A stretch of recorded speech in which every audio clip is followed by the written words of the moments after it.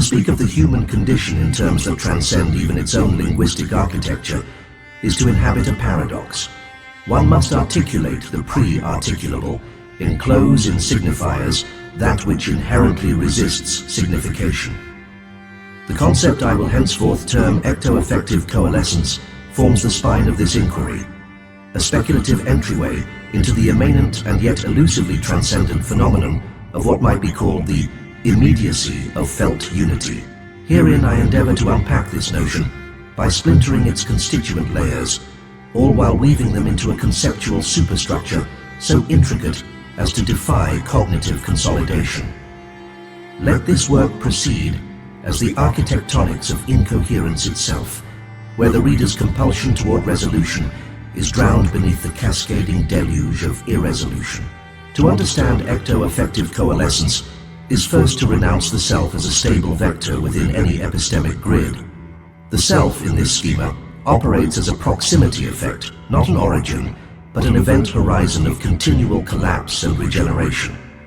Its contours are constituted not by essence, but by what I term the affectival residue of proxemic oscillation. The self, if we dare to name it so, is less an identity than a field of convergence, wherein divergent potentials briefly stabilize into the illusion of singularity. This field, a kind of psychic plasm, is simultaneously generative and annihilative, an infinite regress in which every point is both the culmination of a trajectory and its dissolution into nascent flux. Within this model, the concept of identity becomes unsustainable. It folds upon itself, collapsing into its own impossibility. Identity, stripped bare, is revealed as a knotwork of relational disjunctions that produces not unity, but a centrifugal splintering. The individual, in turn, becomes an artifact of this fractal dissonance, an emergent sublimate of the underlying ontological tension between cohesion and dispersal. In this lies the first hint of ectoaffective coalescence. It is the momentary reification of felt unity, achieved not through synthesis, but through the very violence of disunity, a paradoxical communion in fragmentation. If the self is a field, it follows that its operations are governed not by discrete acts of will, but by the oscillatory rhythms of an affective economy that precedes cognition. By economy, I mean not a system of exchange, but a non-linear topology, wherein intensities circulate, pool, and dissipate. These intensities, which I term pre-affective nodalities, are neither emotions nor sensations, but proto-affective surges that operate below the threshold of conscious apprehension. They are the raw material of experience, the prima materia of the subjective alchemy that renders the world intelligible. In this economy, every nodality is inherently unstable, caught in a perpetual state of becoming other.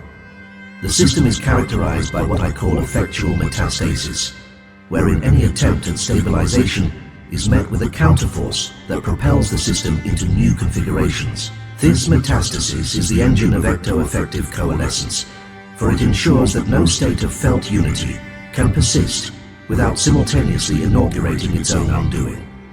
The self, then, is perpetually torn between the longing for coherence and the inevitability of its own disintegration. The emergent sublimate, the fleeting sense of I am, is thus not a product of integration but of schism. It arises in the interstitial spaces of rupture, as a kind of ontological mirage that briefly consolidates the dispersive energies of the affective economy. To grasp this, one must abandon the notion of unity as a teleological endpoint, and instead embrace it as a transient byproduct of irreducible multiplicity.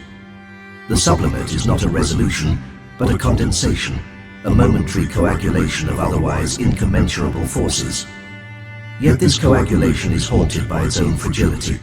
It bears within itself the seeds of its dissolution, for its coherence is contingent upon the very disjunctions it seeks to transcend. The sublimate, then, is always already undermined by what I term dissolutive immanence, an inescapable tendency towards self-erasure that is intrinsic to its very mode of being. In this lies the profound tension of ectoaffective coalescence. It is at once the apex of felt unity and the harbinger of its own annihilation. To render this dynamic intelligible, one must engage in a phenomenology that transcends phenomenology, an onto-affective inquiry that does not merely describe experience, but dismantles the very structures that make description possible. Such an inquiry must begin with the recognition that every act of apprehension is simultaneously an act of obliteration. To grasp is to distort, to render finite what is inherently infinite in its fluidity. In the context of ectoaffective coalescence, this means acknowledging that the moment of felt unity is not an endpoint but a rupture, a crack in the edifice of experience through which the infinite flows. The phenomenological task, then, is not to capture this unity, but to inhabit its fissures, to dwell in the interstices where coherence unravels into multiplicity. This is not a project of synthesis, but of radical dispersion, an attempt to think the unthinkable by becoming the unthinkable. If the self is a field, a knotwork of disjunctions rather than a stable entity, what becomes of ethics? Traditional ethical frameworks, predicated as they are on the assumption of autonomous agency, collapse under the weight of this realization. Yet in their collapse lies the possibility of a new ethical paradigm, one rooted not in agency, but in affective resonance. In this paradigm, the ethical subject is not a self-contained actor, but a nodality within the affective economy, a conduit through which intensities circulate. Responsibility, then, is not a matter of choice but of attunement, a sensitivity to the rhythms of the field, and a willingness to harmonize with its oscillations.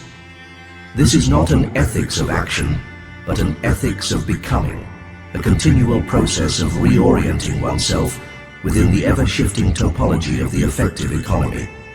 To write of ectoaffective coalescence is to confront the limits of language, for the phenomenon it seeks to describe is one that eludes description. It is a paradox, a contradiction, a rupture in the fabric of thought itself. Yet in this lies its power, for it compels us to think beyond thought, to inhabit the very fractures that render coherence impossible. In the end, there can be no resolution, no final synthesis. The task is not to resolve the paradox, but to dwell within it, to embrace the impossibility of unity as the very condition of our being. This is the challenge and the promise of ectoaffective coalescence.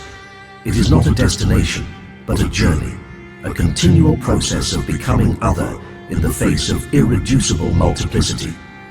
It is, in the final analysis, the fractured totality of being itself, an impossibility that is nevertheless our only reality.